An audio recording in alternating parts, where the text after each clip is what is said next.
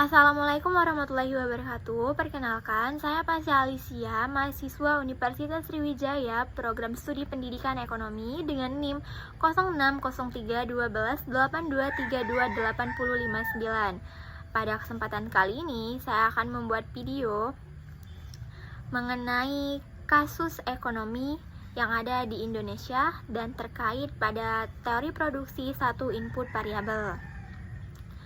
Tujuan pembuatan video ini adalah untuk memenuhi tugas UAS mata kuliah Teori Ekonomi Mikro dengan dosen pengampu Dr. Randa Ibu Siti Fatima dan Ibu Yuliana SPD SH. Selamat menyaksikan video dari saya. Musim panen padi di kawasan Komodo, Kelurahan Banyuning, Kecamatan Buleleng, Kabupaten Buleleng, Bali, Senin, pada 29 Juli 2024 menjadi momentum penting bagi masyarakat lokal. Kegiatan panen yang berlangsung saat ini tidak hanya memberikan hasil pertanian yang melimpah, tetapi juga berfungsi sebagai sumber pendapatan tambahan bagi banyak keluarga. Kegiatan ini menyerap tenaga kerja lokal secara signifikan, memberikan dampak positif pada ekonomi daerah. Melimpahnya hasil sawah di Banyuning membuat banyaknya penyerapan tenaga kerja lokal yang dipekerjakan membuat hasil panen meningkat dan menaikkan pendapatan daerah. Hal ini juga membuat masyarakat mendapatkan pendapatan dari hasil pertanian padi tersebut. Namun, hal ini tidak akan terjadi secara terus-menerus, melainkan hanya terjadi dalam jangka pendek saja, karena lahan pertanian yang dipanen secara terus-menerus membuat isi lahan menjadi kosong, apalagi ditambah dengan tenaga kerja yang terus-menerus meningkat, akan lebih mempercepat proses panen. Dan hal tersebut akan membuat hasil panen lebih cepat selesai daripada waktu yang diprediksikan. Pada teori produksi pendekatan satu input variabel, prinsipnya menjelaskan tentang hubungan antara jumlah output maksimum yang bisa diproduksi dengan menggunakan sejumlah input yang tersedia pada tingkat tertentu.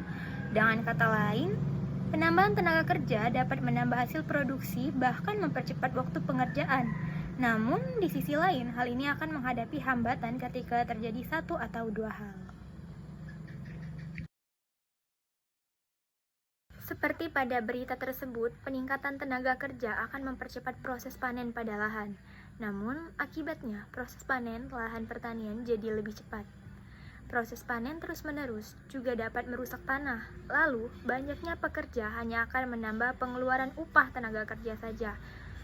Pada saat proses panen selanjutnya, karena adanya pengurangan lahan atau kerusakan tanah, bahkan yang lebih parah bisa saja gagal panen yang bisa disebabkan oleh cuaca, serangan penyakit tumbuhan, kesalahan proses merawat pertanian, dan masalah lainnya.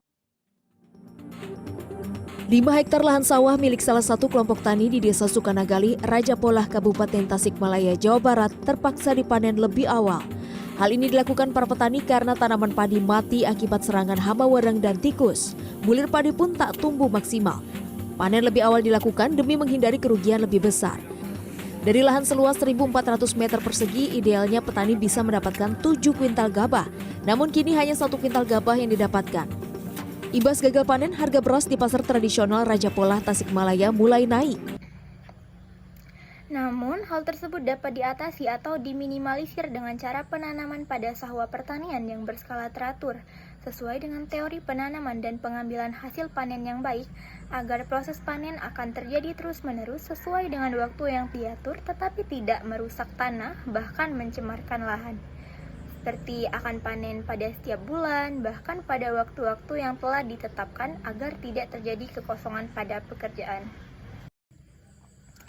Kemudian pemilik lahan harus mempertimbangkan dan memperhatikan para pekerja, mulai dari memperhatikan alat-alat yang digunakan, ketersediaannya, dan bagaimana para pekerja menjalankan tugasnya pada bagian masing-masing. Jangan sampai terjadi hal seperti menumpuknya tenaga kerja yang tidak membantu pekerja lain, atau tidak meningkatkan hasil produksi, karena kekurangan alat dan banyaknya pekerja lain yang mengerjakan.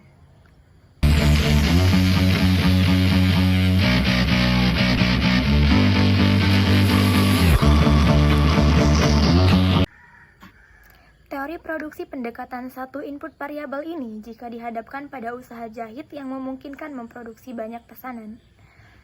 Awalnya, usaha jahit tersebut dapat menghasilkan 30 pesanan dalam setiap minggu dengan adanya 2 karyawan. ketika menambah satu karyawan lagi dan menghasilkan 50 pesanan per minggu.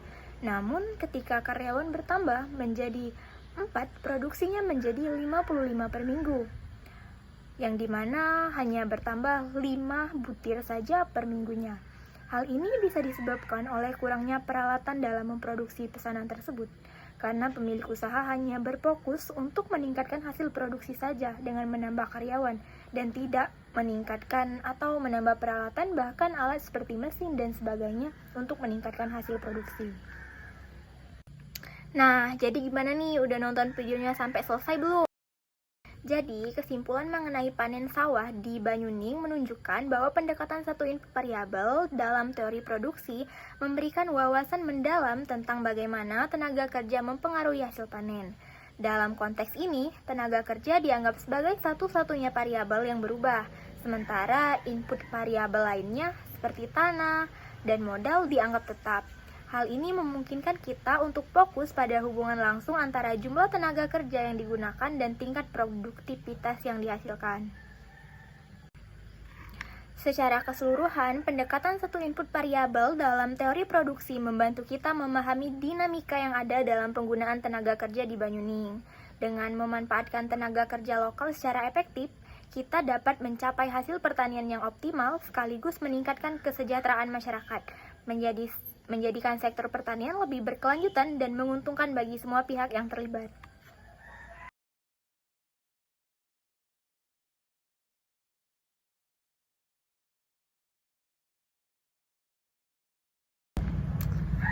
Nah, setelah beberapa menit video ini saya buat, akhirnya berada di part terakhir atau detik-detik berakhirnya video.